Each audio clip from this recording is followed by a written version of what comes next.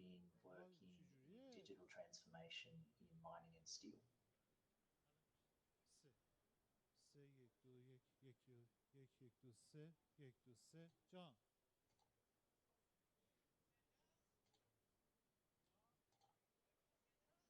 Today we will go through a couple of elements of digital twins, and we will also talk about an example use case of a digital twin in mining and steel. This is suitable for companies and individuals who are starting out on a digital twin journey.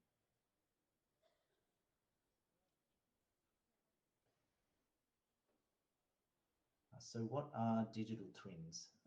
There is a lot of confusion about digital twins in the market. There are many different software solutions that are called digital twins now. And so for the early entry into the market, it is becoming very difficult to understand what digital twins really do. The essence of digital twins is that they interconnect the real world, data, and decision makers.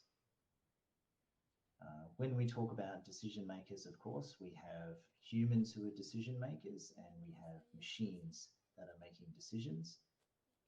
And so the digital twin allows a complex organization as an asset organization to be able to help humans make better decisions, to be able to help machines make better decisions, whether they are control systems or AI, and to begin to augment humans with intelligent machines, and finally to connect intelligent machines to our physical assets.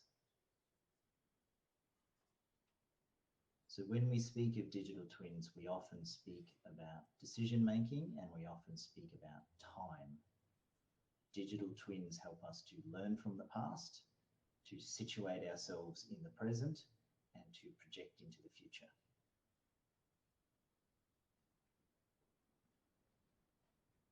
This diagram of digital twins has been around since about 2002. This is one of the original diagrams from Greaves and Vickers, who invented the digital twin.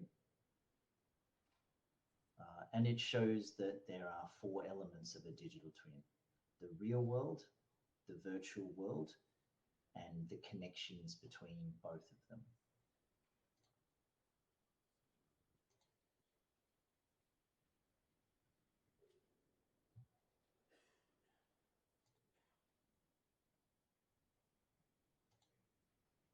However, confusion has started to creep in because the purpose of a digital twin is not to build a virtual world.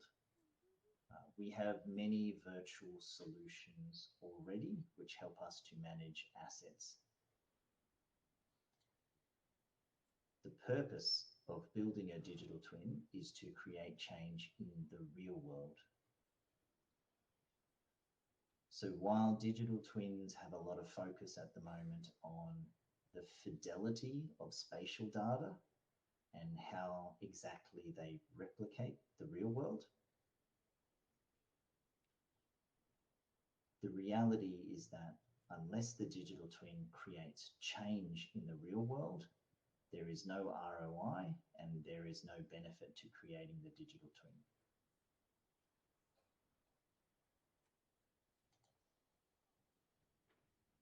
When we think about the real world, of course, we already have virtual solutions. We have software that is helping us to manage the real world. Every complex mining and steel organization already has virtual systems.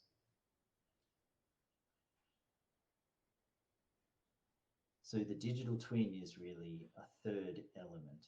It is additional software and business processes that help us to better manage the real world, but it must also work with our existing technology ecosystem.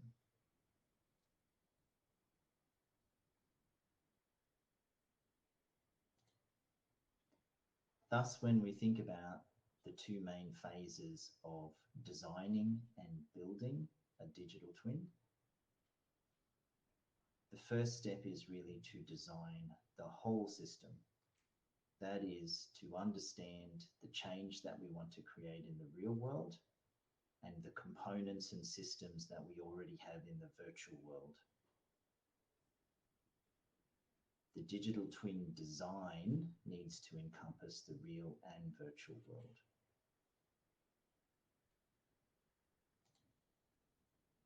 We can then build the digital twin, remembering that the digital twin also comprises data flows, decisions, and actions between the twin and the real world.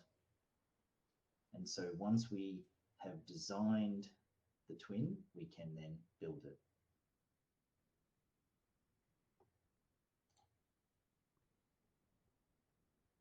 In this sense, we can think of digital twins as being an emergent property of the existing assets that we have in our organization.